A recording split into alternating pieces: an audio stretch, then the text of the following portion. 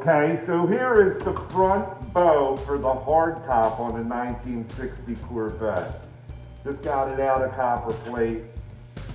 For this area here, I DA'd with a 600. We'll continue on here and I have to do the inside edge. Then we'll bump it and see what it looks like. It's gonna be wild.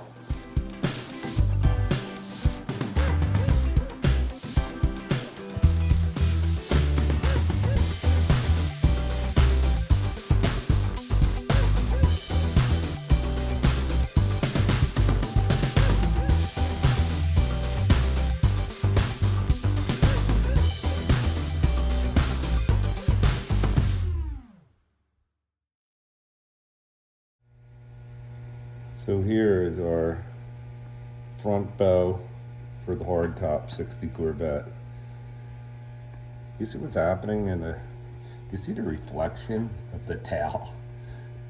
This is what's considered a macro mirror finish.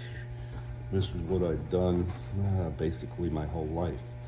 You can get bright work and then you get macro mirror finishes. You can see the whole back of my shop in the reflection with true detail. Anyway, looking a little better.